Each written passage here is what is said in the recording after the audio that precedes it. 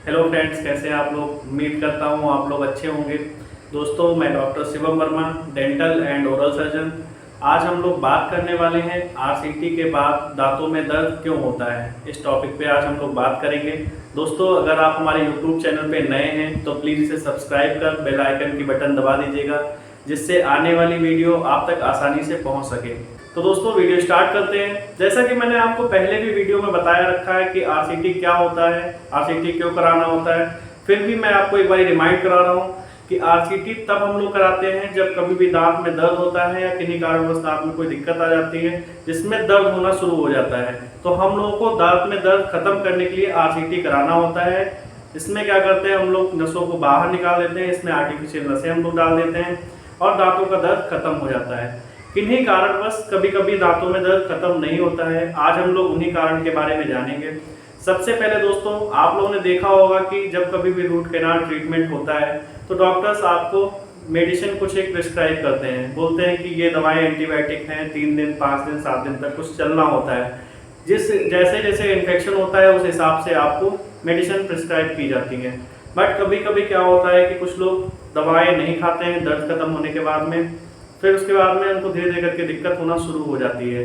तो एक कारण ये भी होता है कि एंटीबायोटिक ना खाना। दोस्तों, आपका अगले नंबर पे आता है, जैसे कि कभी कभी क्या होता है कि पेशेंट पहचान नहीं पाता कि हमें किस दांत में दर्द हो रहा है। उसे लगता है कि जिस दांत में हमने आरसीटी कराया है उसी दांत में दर्द हो रहा है, जबकि उसके आसपास के किसी दांत में दर्द हो रहा होता है, डीप कैरीज लगा होता है, उसकी वजह से उसे पानी लग रहा होता है या फिर दर्द हो रहा होता है।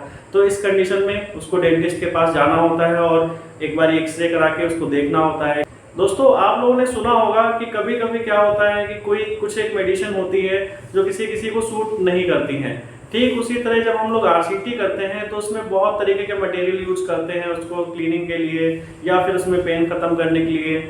फिर उसके बाद में हम लोग जो नसें डालते हैं उसको भी यूज करते हैं। एक मटेरियल होता है, उसको हम लोग जीपी या गटा पर्चा बोलते हैं।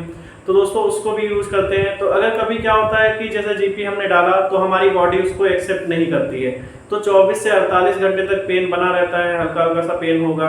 तो वो कभी कभी ठीक हो जाता है। अगर जब नहीं ठीक होता है तो फिर उसको हम लोग जीपी को निकाल देते हैं, फिर दूसरे मटेरियल की फाइल्स उसमें डालते हैं और वो ठीक हो जाता है। कभी कभी क्या होता है कि जो आपका जीपी गटा पर्चा जो होता है, जिसको हम लोग नस भी बोलते हैं, उसको डालते हैं, वो हमारे बियॉन्ड अपेक्स मतलब कि थोड़ा सा जड़ के ऊपर 1 mm या 2 mm तक हल्का सा ऊपर चला जाता है, तो उसमें भी दर्द बना रहता है। तो दोस्तों, उसके लिए भी कोई घबराने की जरूरत नहीं है। अगर कोई दिक्कत ऐसी लगती है तो फिर आपको रिविजिट करना होता है, अपने डेंटिस्ट के पास जाना होता है और वो आपको निकाल के उसको नस को निकाल देगा और फिर उसके बाद में दूसरी नस उसमें डाल देगा, उसको हल्का सा कट करके उसमें डाल देगा। उसके लिए कोई दिक्कत नहीं, कोई घबराने की जरूरत नहीं, वो सही हो जाता है। दोस्तों, आपका अगले नंबर पे आता है हाई पॉइंट। हाई पॉइंट का मतलब ये होता है कि जब कभी भी हम लोग आरसीटी करते हैं तो उस दांत में मसाला भी हम लोग भरते हैं जो कि इस पे गैपिंग हो रखी होती है।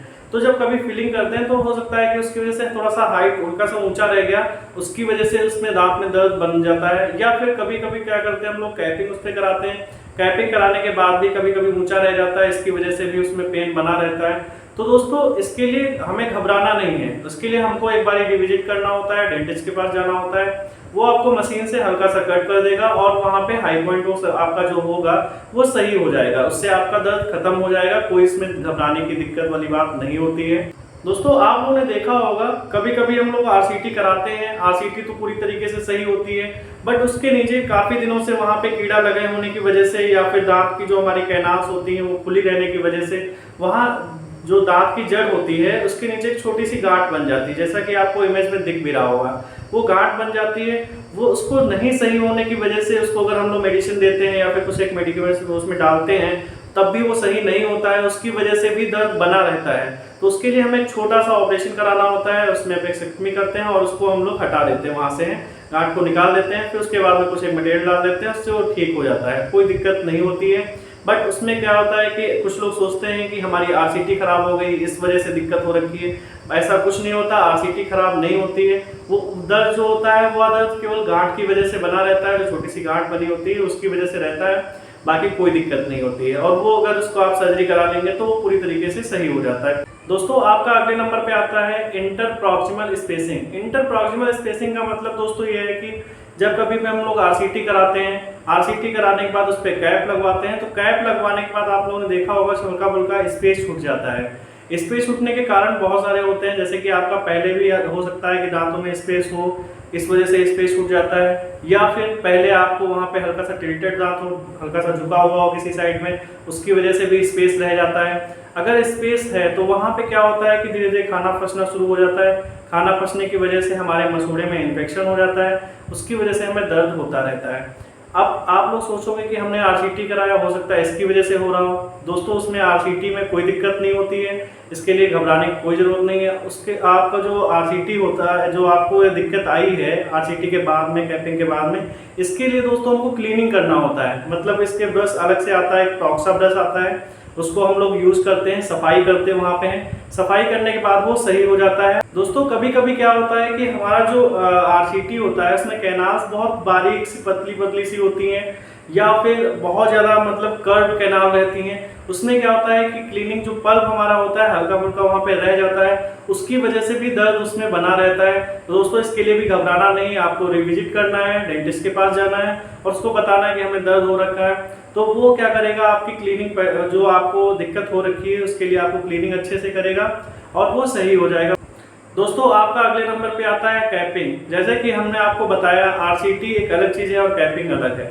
जब कभी भी हम लोग आरसीटी कराते हैं तो उसमें कैप लगवाना जरूरी होता है, इस वजह से कि आपका जैसे कि दांत है जो बीच में खोखला हो गया या फिर उस पार्ट को हमने काट के निकाल दिया जिसमें इन्फेक्शन था या कीड़ा लगा हुआ था, उसको हमने कट करके निकाल दिया। फिर वहाँ पे हम लोग क्या करते हैं, आरसीटी करने के बाद उसमें मसाला फिल कर देते हैं। कभी कभी क्या करता है कि दांत जो हमारा होता है वो मजबूत नहीं रह जाता है, एक तरीके से वो दांत पूरा सूखा पेड़ जैसा हो जाता है, जो कि उसकी जड़ जिसकी खराब हो गई हो, जड़ खत्म हो और वो सूखे पेड़ की तरह होता है। अगर उस पर हम लोग एक कवर कराना है, उसको कवर करना होता है, कैपिंग करानी होती है, कैपिंग नहीं कराते हैं तो आगे चल के वो फ्रैक्चर कर जाता है, बीच से दांत फट जाता है या टूट जाता है। टूटने के बाद उसमें दर्द होना शुरू हो जाता है। इसलिए दोस्तों जब कभी भी आरसीटी कराएं कैपिंग जरूर करवाएं। दोस्तों अगर आप लोगों को वीडियो अच्छी लगी हो तो प्लीज़ से लाइक करिएगा। दोस्तों अगर कोई भी वीडियो अगर आपको जानना है कि क्या होता है, क्यों होता है, किस वजह से होता है, कैसे होता है, अगर कुछ भी ऐसा आपको जानना है तो प्लीज़ उसके बारे में हमारे कमेंट बॉक्स में लिख के डालिएगा, मैं आपको ज़रूर बताऊँगा। दोस्तों मैं आप लोगों से छोटी सी रिक्वेस्ट करूँगा कि आप इस वीडियो को अधिक से अधिक शेयर करिएगा, खासकर उन दोस्तों को या फिर रिलेटिव को जिनको ऐसी कोई दिक्कत हो रखी है, आरसीटी कराने के बाद उनका दर्द खत्म नहीं हो रहा है या फिर कुछ ऐसी दिक्कत लग रही है, तो प्लीज़ उसे इस वीडियो को अधिक से अधिक शेयर कर दीजिएगा जिससे उस तक पहुंच सके। Thank you.